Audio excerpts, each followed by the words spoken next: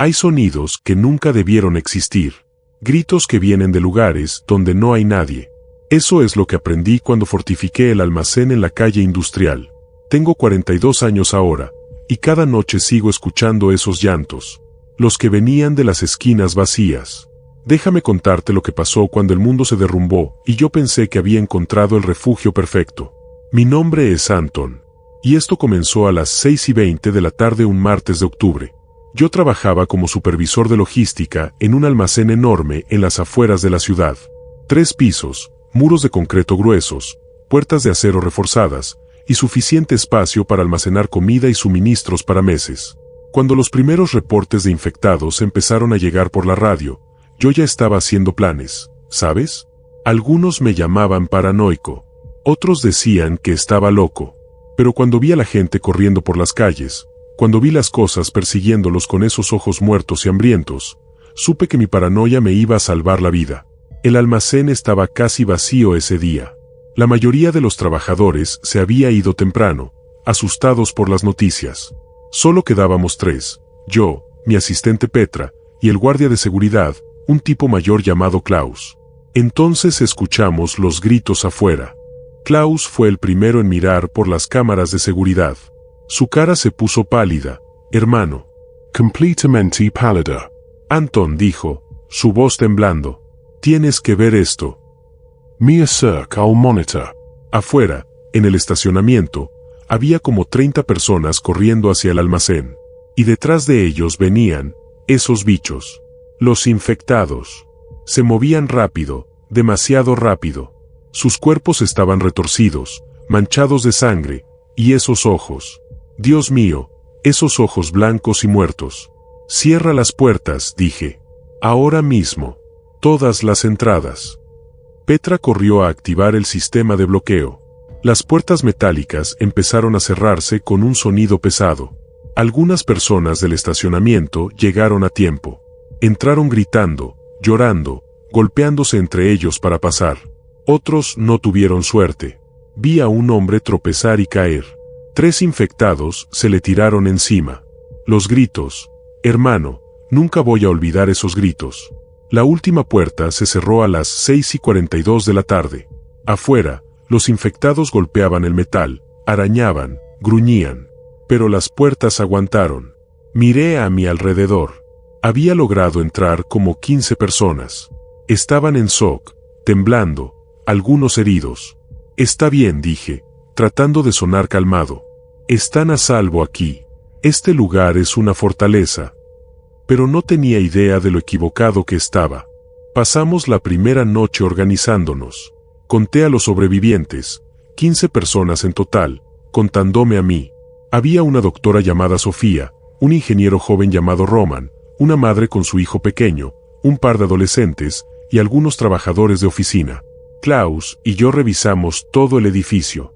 3 pisos, 50 habitaciones, depósitos llenos de mercancía. Teníamos comida enlatada, agua embotellada, mantas, herramientas. Era perfecto, hermano. Un refugio perfecto. Podemos durar meses aquí, dijo Klaus a las 11:30 de la noche. Tal vez hasta que llegue ayuda. Yo asentí, pero en el fondo sabía que nadie vendría. Las noticias de la radio eran cada vez peores. Ciudades enteras caían. Hospitales invadidos. El gobierno colapsando. A las 2:20 de la madrugada, escuché el primer llanto. Venía del 3er piso, desde el área de almacenamiento norte. Era un sonido débil, casi como el llanto de un niño. Me levanté, agarré mi linterna, y subí las escaleras. Petra me siguió. ¿Escuchaste eso?, preguntó. Sí, dije.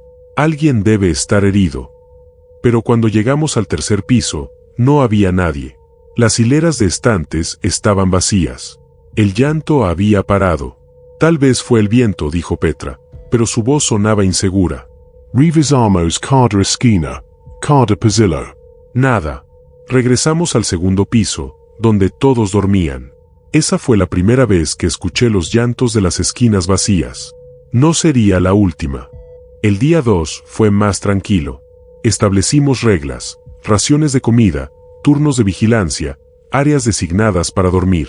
Roman, el ingeniero, propuso fortalecer las puertas con barras de metal adicionales.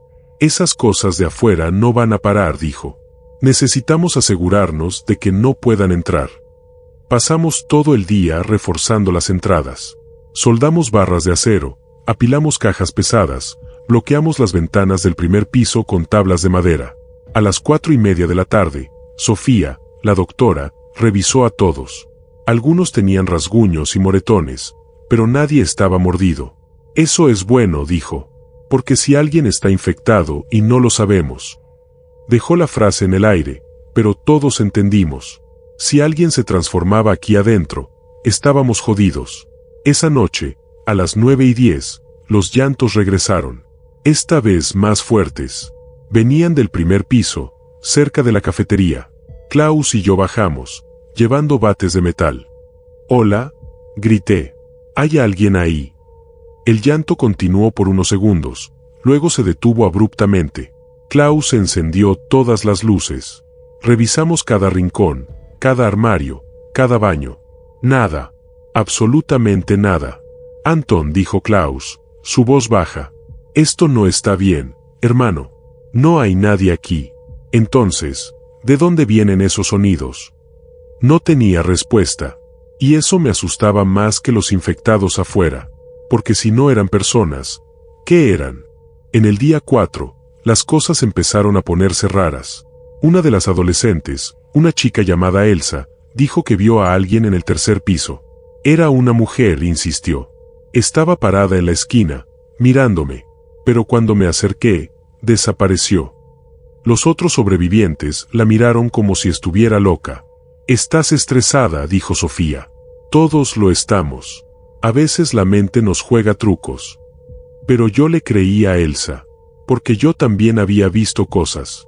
Sombras que se movían cuando no debían, puertas que se abrían solas, y esos malditos llantos que venían de lugares vacíos.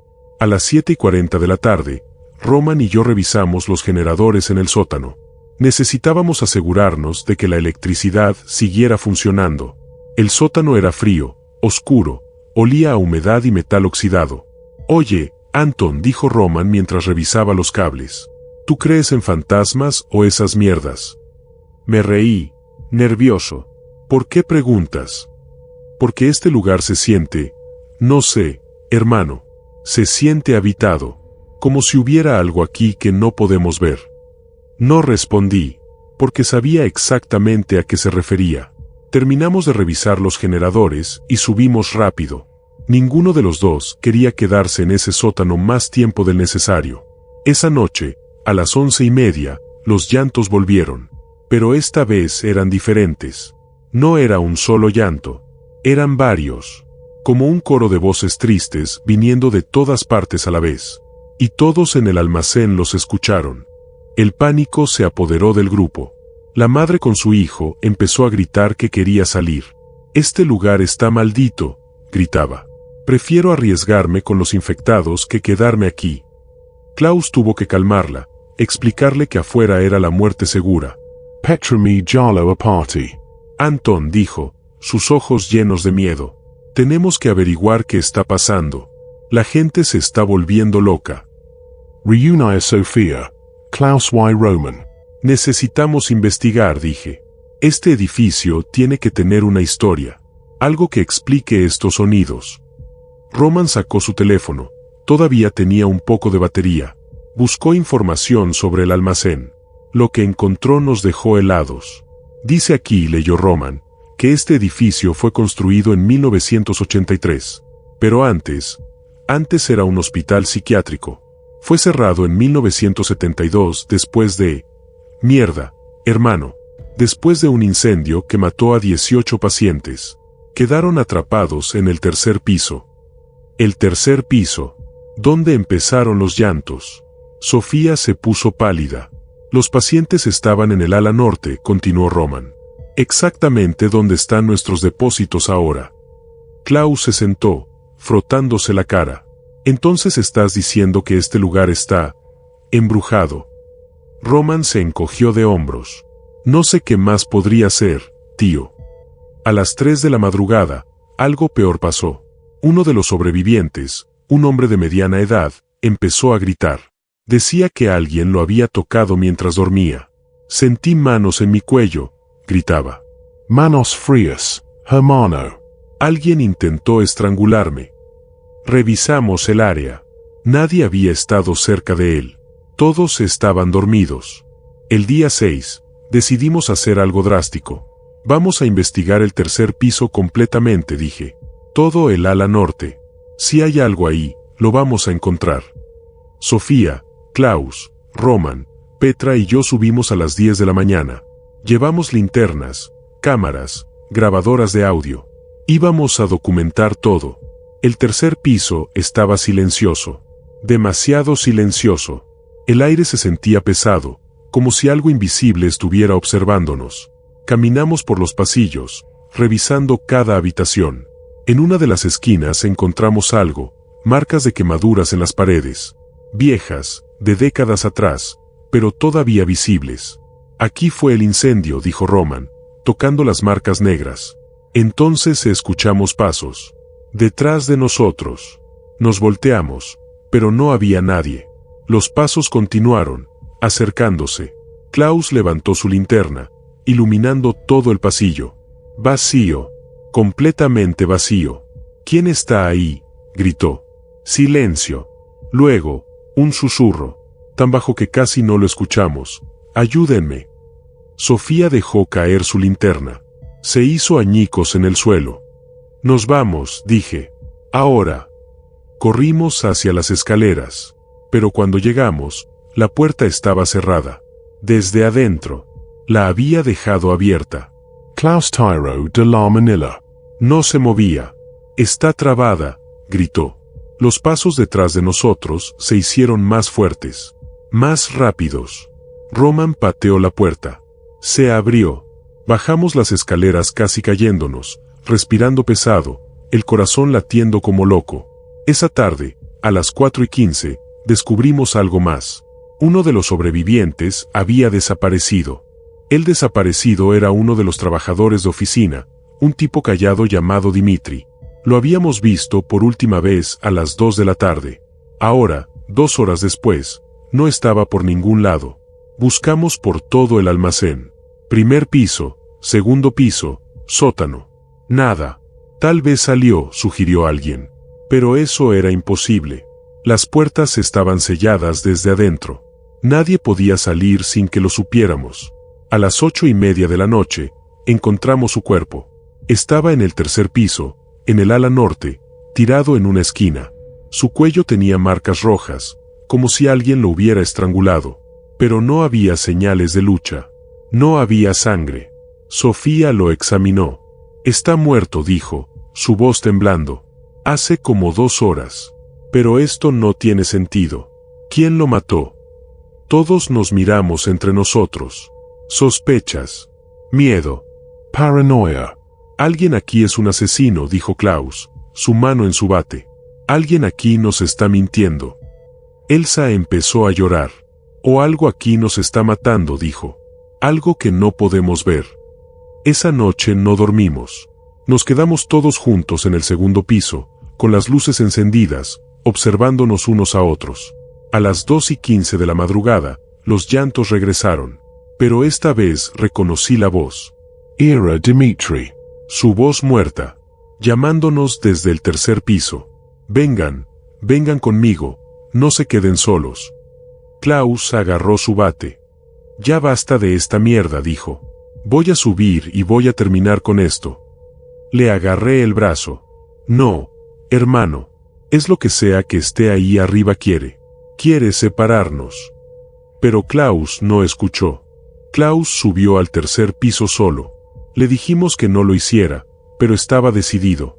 Voy a probar que no hay nada ahí, dijo. Que todo está en nuestras cabezas. Llevaba su linterna y su bate. Lo vimos subir las escaleras. Y esperamos. 5 minutos. 10 minutos. 15. No regresaba. Roman fue a buscarlo. Subió las escaleras, gritando su nombre. Klaus. Klaus, hermano, ¿dónde estás? Silencio. Luego un grito. El grito de Roman. Corrimos hacia las escaleras. Roman bajaba rápido, tropezándose, su cara blanca de terror. «Está ahí arriba», gritaba. Vi algo. «Algo que no es humano». Agarró a Petra del brazo. «Tiene los ojos de Klaus». Los arrancó y los puso en sus propios ojos. Estaba sonriendo, hermano, sonriendo con la cara de Klaus. Sofía intentó calmarlo, pero Roman estaba histérico. «No podemos quedarnos aquí. Tenemos que salir. Ahora». Pero salir significaba enfrentar a los infectados. Docenas de ellos todavía estaban afuera, esperando. «No podemos salir», dije. «Es suicidio». «Quedarse también es suicidio», gritó Roman. Tenía razón. Estábamos atrapados entre dos horrores, los muertos vivientes afuera y algo peor adentro. A las 4:30 de la madrugada, escuchamos a Klaus. Su voz venía del tercer piso, pero sonaba diferente. Distorsionada. Anton, ven. «Ven a verme. Tengo algo que mostrarte». No era Klaus. Era otra cosa usando su voz. Y todos lo sabíamos. El día 8, 3 más desaparecieron. Los 2 adolescentes y uno de los trabajadores de oficina. No los vimos irse. No escuchamos gritos.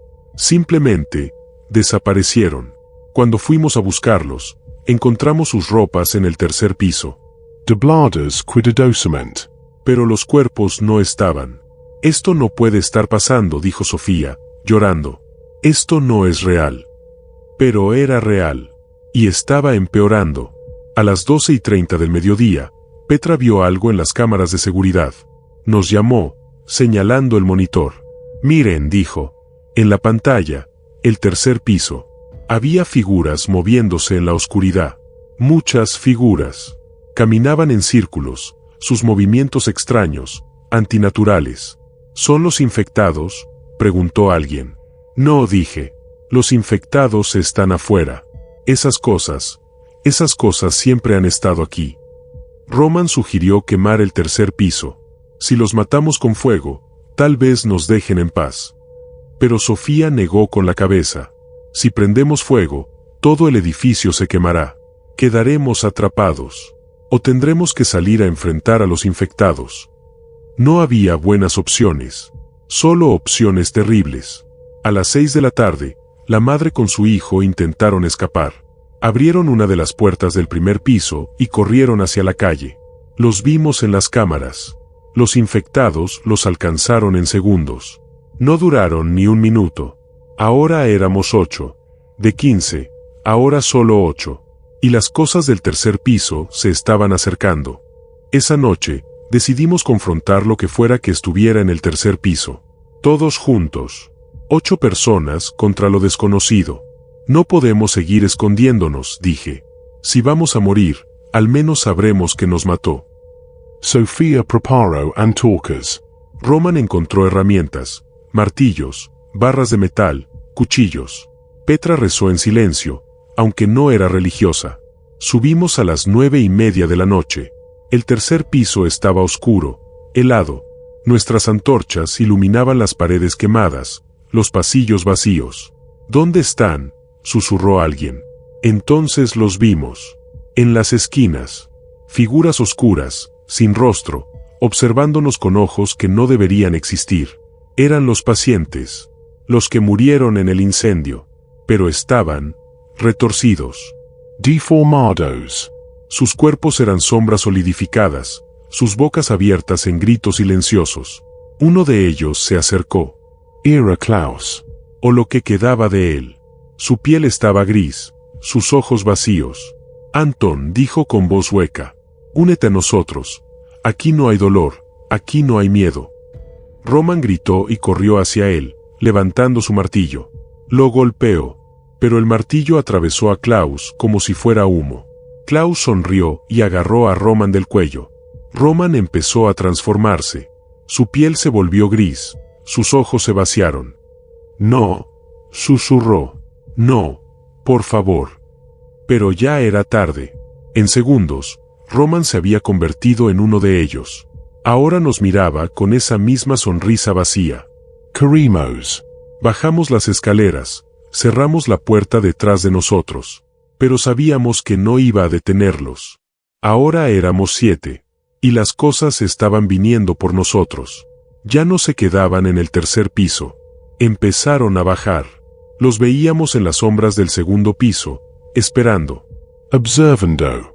A las 3 de la madrugada del día 9, Petra desapareció. Estaba con nosotros un momento, y al siguiente ya no estaba. Sofía gritó su nombre. Nadie respondió. Tenemos que irnos, dije. Ahora. No importa lo que esté afuera. Es mejor morir rápido con los infectados que esto. Los otros asintieron. Preparamos nuestras armas improvisadas y nos dirigimos a la puerta principal. Pero cuando llegamos, estaba sellada. Desde afuera. Como si los infectados hubieran bloqueado nuestra salida. No puede ser, gritó Sofía, golpeando la puerta. Estamos atrapados. Probamos todas las salidas. Puertas traseras, ventanas, conductos de ventilación. Todo bloqueado. Todo sellado. Como si el edificio mismo nos quisiera mantener adentro. Nos están cazando, dijo uno de los sobrevivientes, un hombre mayor.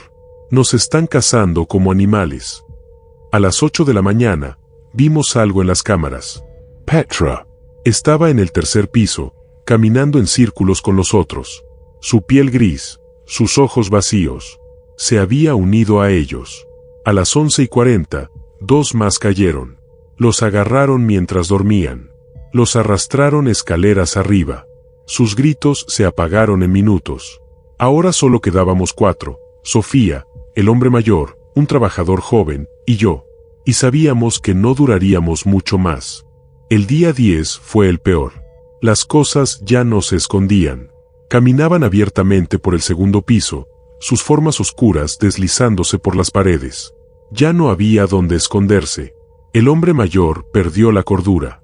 Empezó a reírse, diciendo que todo estaba bien, que solo necesitábamos unirnos a ellos. Es tan fácil, decía. Solo tienes que dejar ir el miedo. Entonces se fue caminando hacia las escaleras. Sofía trató de detenerlo, pero él la empujó. Ya no quiero pelear, dijo. Ya no quiero correr. Subió las escaleras lentamente. Las cosas lo esperaban arriba. Lo rodearon. Y en segundos, se había transformado. Ahora éramos 3. A las 5 de la tarde, el trabajador joven se cortó las venas. Lo encontramos en el baño, desangrado. Dejó una nota: prefiero esto que convertirme en uno de ellos. Sofía Loren. Yo solo me quedé mirando. Ya no sentía nada, hermano. Ya no tenía miedo. Solo cansancio. Esa noche, a las 10:30, Sofía y yo nos sentamos en el primer piso. Las cosas estaban en las escaleras, esperando. Podíamos verlas. Podíamos escuchar sus susurros. Anton, dijo Sofía. Si vamos a morir, al menos muramos juntos. No como ellos. Asentí. Juntos. Pero entonces escuchamos algo diferente. Golpes.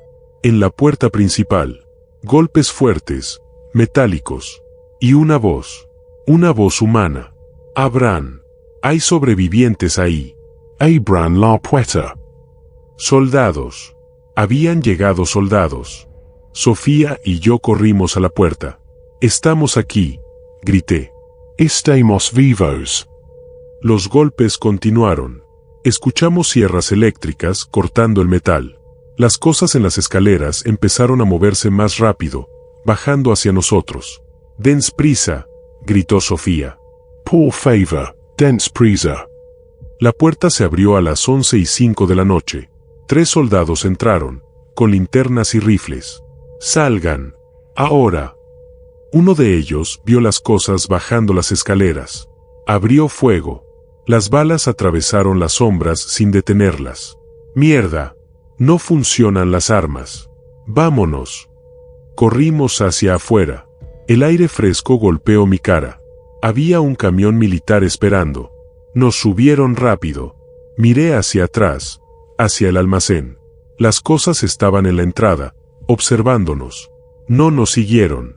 Solo nos miraron mientras nos alejábamos, como si supieran que volveríamos. En el camión, Sofía no paraba de temblar. Lo logramos, decía.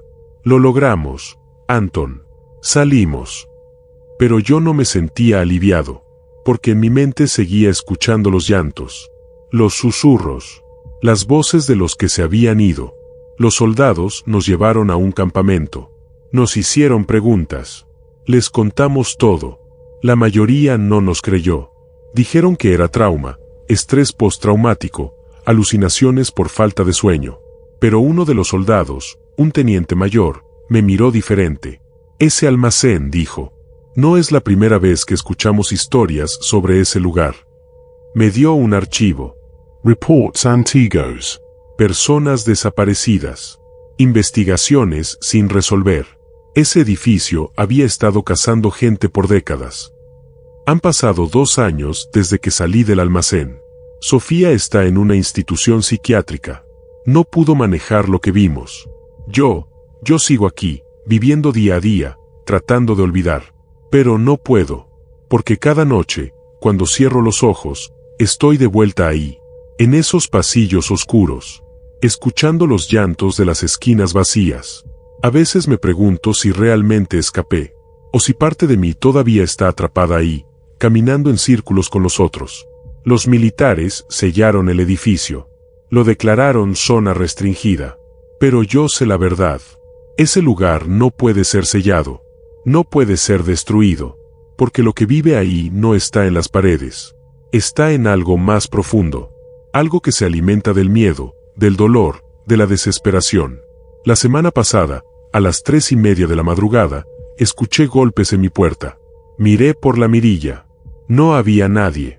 Pero en el pasillo, en la esquina vacía, vi una sombra. Una sombra con ojos vacíos. Y escuché un susurro. Anton, es hora de regresar. No abrí la puerta. Pero sé que volverá. Porque el almacén no termina cuando sales. Te sigue. Te marca. Y eventualmente, te llama de vuelta. Hay sonidos que nunca debieron existir. Gritos que vienen de lugares donde no hay nadie. Y yo los sigo escuchando. Cada noche. En las esquinas vacías de mi apartamento. En los rincones oscuros de mi mente. El almacén todavía me tiene. Todavía nos tiene a todos. Y siempre lo hará. Porque algunos lugares nunca te dejan ir.